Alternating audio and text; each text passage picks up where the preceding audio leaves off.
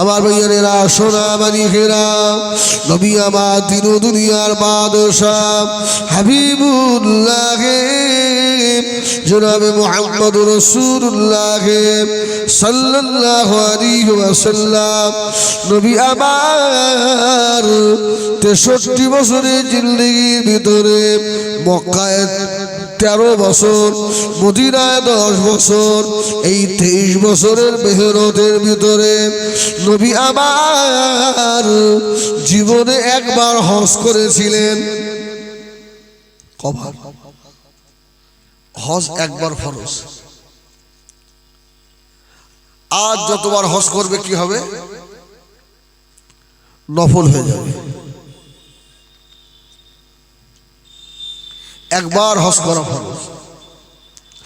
ও সোনা মানিকেরা, আল্লাহ নবী হজ পাকে গিয়ে নবী আমার আরাফাতের ময়দানে গেলেন। আল্লাহর হাজি বান্দাদের 3টে ফরজ আছে, হজের 3টে ফরজ। 1 নম্বর ফরজ হলো হজে নিয়ত করে ইহরামের কাপড় পরিধান করা। 2 নম্বর হলো উকুফে আরাফাত, আরাফাতের ময়দানে অবস্থান করা। 3 নম্বর হলো তাওয়াফে জিয়ারাত। এই 3টে হলো হজের ফারজিয়াত। এই জন্য আমরা দেখেছি আপনাদের পাশেই বাড়ি, কাঁসাই বাড়ি, আব্দুল মাজেদকে চেনেন? মাজেদ আমার ভাই, বহু হাজি নিয়ে যায় না? ও আজকে আমার সঙ্গে দেখা করতে এসছে, ওখানে আসে। আমি ওর সঙ্গে কয়েকবার গেছি ইনশাআল্লাহ। ও সোনা মানিকেরা, আল্লাহ নবী হজ পাকে গিয়ে আল্লাহ নবীর সঙ্গে সাহাবা সংখ্যা ছিল 1,24,000, মতান্তরে 1,40,000। নবী আমার আসরের নামাজের পরে কাসওয়ার উপরে বসলেন। আল কাসওয়া উটের উপরে বসে আছেন। ও সোনা মানিকেরা, কোরআন শরীফের আয়াত নাযিল হয়ে গেল, আল ইয়াওমা আকমালতু লাকুম দীনাকুম ওয়া আতমামতু আলাইকুম নি'মাতি ওয়া রাদিতু লাকুমুল ইসলাম দীনা।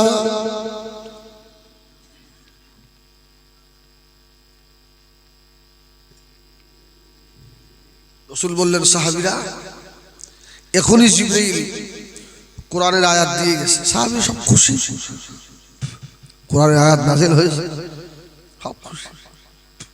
একজন খুশি নয়, রাসূলুল্লাহর বয়স্ক সাহাবী হযরত আবু বকর, সুবহানাল্লাহ।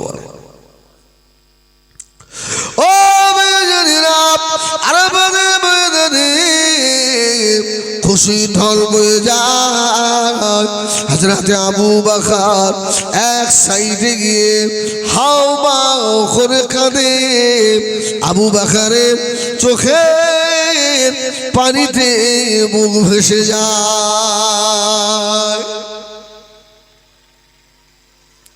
সাহাবীরা বললেন, ভাই আবু বকর আপনি কেন কাঁদেন?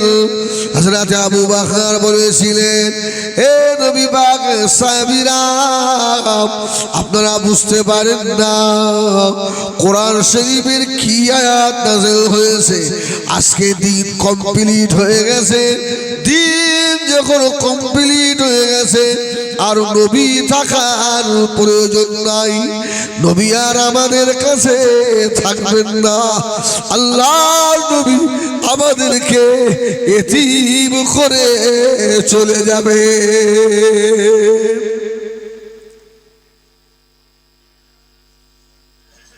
আল্লাহ রাসূল বলেছিলেন, আলামুন নাস, আমার আবু বকর আলামুন নাস। যত সাহাবী সব থেকে জ্ঞানী হলো আমার আবু বকর। জোরে বলুন সুবহানাল্লাহ। ও সোনা মানিকেরা, আল্লাহ নবী কাসওয়ার উপরে দাঁড়িয়ে বসে বসে বলেছিলেন, তারাকতু ফীকুম আমরাইন লান তাদিল্লু মা তামাসসাকতুম বিহিমা কিতাবাল্লাহি সুন্নাত রাসূলিহি। ও আমার সাহাবীরা, আমি রাসূলুল্লাহ দুনিয়া থেকে পর্দা নেব, ওফাত হয়ে যাব। আমার ইন্তেকালের পরে বাবা তোমরা দুটো জিনিসকে আঁকড়ে ধরবে। একটা হলো কিতাবুল্লাহ, আল্লাহ পাকের কোরআন শরীফ। দ্বিতীয় হলো সুন্নাত রাসূলিহি। এই দুটো যদি আঁকড়ে ধরতে পারো, আমি রাসূলুল্লাহ বললাম, কেউ তোমাদেরকে পথভ্রষ্ট করতে পারবে না। জোরে বলুন সুবহানাল্লাহ।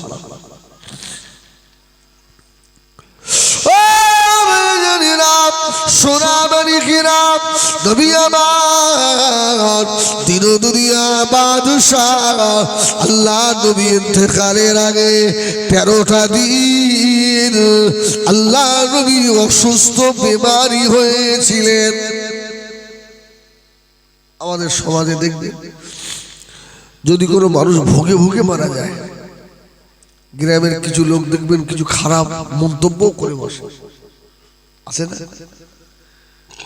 কিছু মানুষ খারাপ মন্তব্য করে, ওর এমনি ওরা হচ্ছে বুঝি কি পাপ করেছে। আরে আল্লাহ যাকে ভালোবাসেন তার যদি দুনিয়ায় কোনো অপরাধ থাকে, দুনিয়ার সাজা দিয়ে আল্লাহ সব গুনাহ মাফ করিয়ে নিয়ে তাকে কবরে নিয়ে যায়। জোরে বলুন সুবহানাল্লাহ। তার দুনিয়ায় আযাব হয়ে যায়, আল্লাহ তাকে কবরের আযাব দেন না। মানুষের শরীর অসুস্থ হয়, শরীর খারাপ হয়, এটা ভালো, এটা খারাপ নয়। ছোট ছোট যত গুনাহ রয়েছে আল্লাহ সব মাফ করিয়ে নেন। জোরে বলুন সুবহানাল্লাহ। ও আমার ভাইয়েরা, সোনামণি খেরা, আল্লাহর ওলি ইমাম গাজ্জালী রাহমাতুল্লাহ আলাইহি মুকাশাফাতুল কুলুব বলে একটি কিতাব আছে। ওই কিতাবের ভিতরে লিখেছে বাবা, এই দুনিয়ায় যে মানুষের গায়ে জ্বরের আঁচ পড়েছে, জ্বরের গরম তাপ লেগেছে, ওই শরীরটার উপরে আল্লাহ জাহান্নামের আগুন দেবে না। জোরে বলুন সুবহানাল্লাহ। জ্বর হওয়া, জ্বর জারি হওয়া ভালো তো। আল্লাহ নবী দরবারে একজন সাহাবী চলে এলেন, ইয়া রাসূলুল্লাহ, ইয়া হাবিবাল্লাহ, হুজুর আমি ঈমান আনবো, মুসলমান হয়ে যাব, কলেমা পড়বো। নবী আমার বলেছিলেন, ও আমার সাহাবী রে, বাবা তৈরি হয়ে যাও, তোমার উপরে এত বেশি আযাব মুসিবত আসবে বাবা।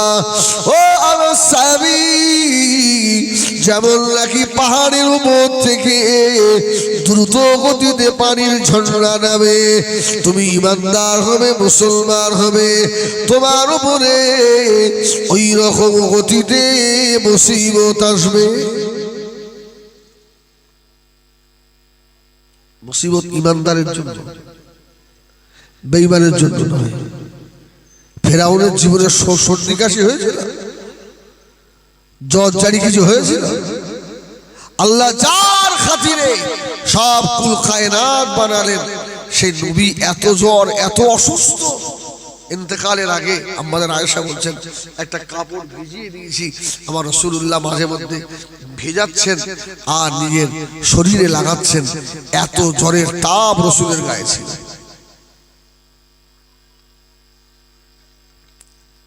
আমার ভাইয়েরা, সোনামণি খেরা, এই জন্য বাবা আল্লাহ নবীর উপরে জাদু করেছিল। নবী আমার 3 রকম চুল রাখতেন, একটা পুরো সমান। অনেকে আছে দেখবেন সপ্তাহে সপ্তাহে আপনার নেড়া হয়, আসে না? আসে না? হজ থেকে ফিরে এসছে, ওনার নেড়া হওয়া বন্ধ হয় না। কেন? মানুষ সমাজে দেখায় যে দেখো আমি কত সুবিশায়, নেড়া হয়ে চুপ করে বসে। আরে রাসূলুল্লাহ তো নেড়ায় একবার হয়েছে, রাসূল তো হজে গিয়ে নেড়া হয়েছে, আর তুমি কি মানে এমন সুফিগিরি দেখাচ্ছ? রাসূল বলেন আখিরি জামানা একটা দল হবে, তাদের দলের সরদার হবে নেড়া। কি হবে? নেড়া। হ্যাঁ বাবা, সে বললে আর অনেক দূর চলে যাবে। হ্যাঁ, শুধু এতটুকুই বললাম। তাদের মুখের কথা হবে নবীদের মতো, চলাফেরা হবে নবীদের মতো, কার্যকলাপ হবে ফেরাউনদের মতো। আসে না? আসে না? আন্ডার প্যান্ট সব মিলে দিলে। আল্লাহ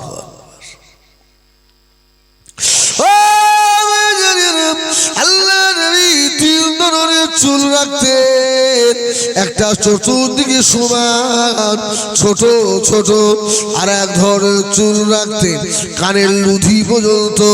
রাসূল পাক আর এক ধরনের চুল রাখতেন কাঁধ বরাবর। আল্লাহ নবী ইন্তেকালের আগে আমার রাসূল পাক সাল্লাল্লাহু আলাইহি ওয়াসাল্লামের চুল ছিল বড় বড়, কাঁধ বরাবর। জোরে বলুন সুবহানাল্লাহ।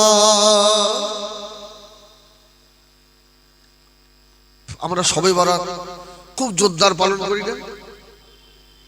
হ্যাঁ, লাইলাতুল কদর, মুহররম খুব জোর পালন হয়। কিন্তু এর ভিতরে আর একটা দিন আমাদের আছে, বড় আনন্দের দিন, খুশির দিন। সফর মাসের শেষ বুধবার কি বলে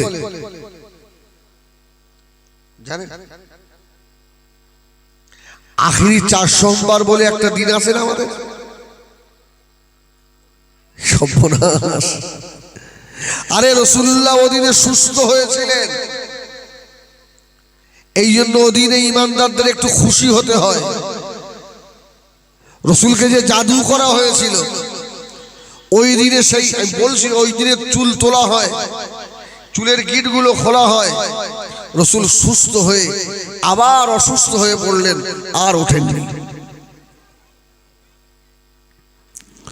সফর মাসের শেষ বুধবারকে বলে আখিরি 4 সোমবার। নবী আমার দিনুদুনিয়া বাদশাহ হাবিবুল্লাহ জনাবে মুহাম্মদুর রাসূলুল্লাহ সাল্লাল্লাহু আলাইহি ওয়াসাল্লাম, আল্লাহ নবী চিরুনি দিয়ে মাথা আছড়ালেন। নবী আমার সব সময় পরিপাটি থাকতেন। সুবহানাল্লাহ। আমাদের যে অবস্থা দেখেছেন, দাঁড়িয়ে একটা এইদিকে একটা ওইদিকে, চুল উড়ুক পুরুক, আবার রাসূল এরকম থাকতেন না, একদম সবসময় পরিষ্কার পরিচ্ছন্ন মাথা আসলে রাসূলুল্লাহ সবসময় ফিট থাকতেন। আল্লাহ নবী চিরুনির ভিতরে বড় একটা চুল আটকে গেল। এক ইহুদি নাম হলো লাবিদ ইবনে আসিম। এই লাবিদ ইবনে আসিম আল্লাহ নবী চুল মুবারক নিয়ে জাদু করে ফেললো।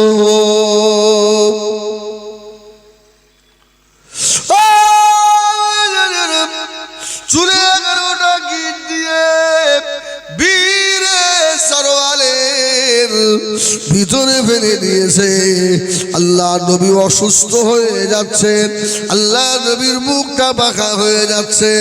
নবী আমার আল্লাহ পাকের দরবারে দোয়া চাইলেন, আয় আল্লাহ, আমি রাসূলুল্লাহ আমার এই শরীর অসুস্থতা যদি আপনার পক্ষ থেকে হয়, আল্লাহ আপনি আমাকে সবর দেন।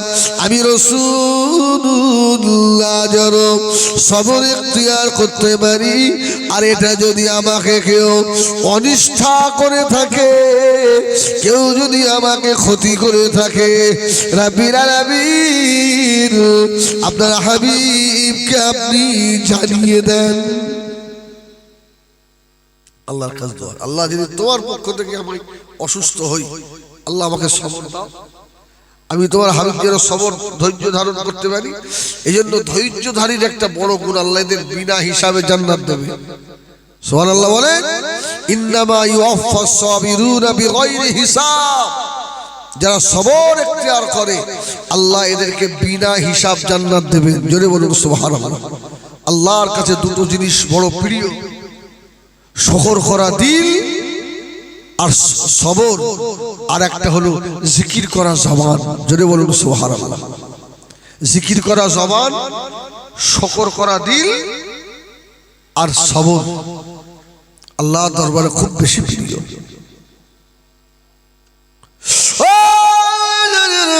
আল্লাহ নবী দিন দুনিয়া বাদশাহ এশা নামাজ আদায় করে আল্লাহ নবী শুয়ে পড়লেন দোয়া করে। নবী আমার রাত্রির স্বপ্ন দেখছেন, আল্লাহ পাকে দুই জোড়া ফেরেশতা এসে হাজির। হযরতে জিবরাইল আমিন আলাইহিস সালাম, হযরতে মিকাঈল আলাইহিস সালাম, এই দুইজন ফেরেশতা বসে বসে আলোচনা করছে আল্লাহ নবীর কি হয়েছে।